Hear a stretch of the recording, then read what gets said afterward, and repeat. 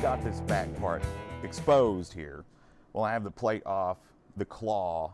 Now that I have that exposed and I've got your trim system exposed here, something real quick I wanted to talk about. Some people will come back into the store here locally or sometimes even online when they've picked up a Stratocaster or some similar S style, even a Floyd Rose guitar from us, something like that, and they will ask, I've changed the string gauge, why is my guitar so out of whack? Well, when you change the gauge of your strings, you're actually allowing more pressure to pull this way. So what you're doing is, if you go up, say from 9s to 10s or from 10s to 11s, or, you know, and it's more noticeable the higher jump that you go from string gauges. For example, if you go from 9s to 11s or 12s, you'll see that there's additional string pull on your tremolo, and it'll pull upward. You won't be laying flat. Your action will probably be a little high.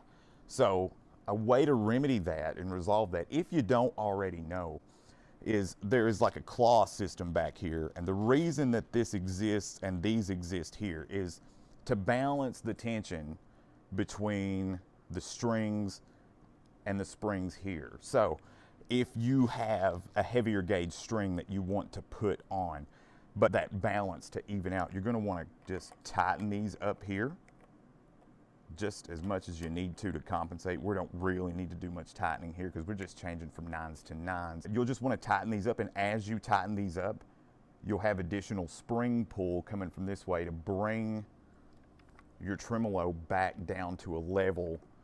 And it'll take a little bit of trial and error, especially at first if you're not used to it, but you'll be pulling that backwards. You can also, of course, add additional springs here. A lot of people use 5 springs to either just block the tremolo or make it a little tougher so it doesn't float quite as much. So there are a couple different things you can do to sort of compensate for a higher string gauge. But don't forget, or don't sleep on, using this claw.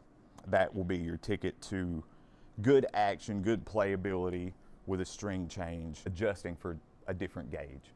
And of course the inverse is true as well. If you're going from 11s, you want to come back down to 9s, you're going to have to loosen that up to make that tension balance out.